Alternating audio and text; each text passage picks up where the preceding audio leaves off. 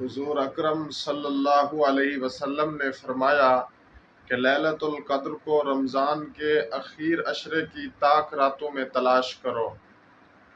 لیلۃ القدر کے اندر عبادت کرنے کی فضیلت کیا ہے؟ قرآن پاک میں آتا ہے لیلۃ القدر خیر من الف شہر، کہ لیلۃ القدر کی عبادت 1000 مہینوں سے افضل ہے۔ 1000 مہینوں کا علماء نے حساب لگایا ہے تو تقریباً یہ 83 سال 4 مہینے بنتے ہیں۔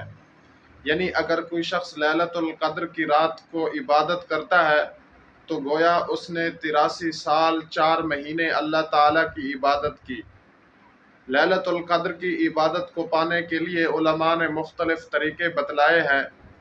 ان میں سے ایک تو یہ ہے، علماء نے لکھا ہے کہ لیلۃ القدر کی رات حسب توفیق آدمی کو چاہیے کہ وہ صدقہ کرے۔ گویا کہ اگر وہ لیلۃ القدر میں صدقہ کرتا ہے تو اس نے 83 سال 4 مہینے اللہ کے راہ میں مال خرچ کیا۔ اسی طرح اگر کوئی لیلۃ القدر کی رات کو 2 رکعت نماز پڑھتا ہے تو گویا اس نے 83 سال 4 مہینے اللہ تعالیٰ کی عبادت کی، نماز پڑھی۔ اسی طریقے سے لیلۃ القدر میں جب آدمی تہجد پڑھتا ہے تو گویا اس نے اللہ تعالیٰ کے ہاں 83 سال 4 مہینے تہجد ادا کی۔ لہٰذا لیلۃ القدر کی رات کے اندر آدمی کو قرآن کریم کی تلاوت کرنی چاہیے۔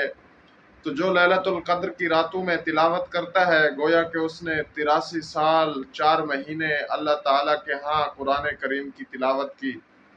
تو لیلۃ القدر کی راتوں کے اندر آدمی کو صدقہ بھی دینا چاہیے، نماز بھی پڑھنی چاہیے، قرآن کی تلاوت بھی کرنی چاہیے، اور بھی تمام نیک اعمال کرنے چاہیے۔ اللہ تعالی ہم سب کو عمل کرنے کی توفیق عطا فرمائے۔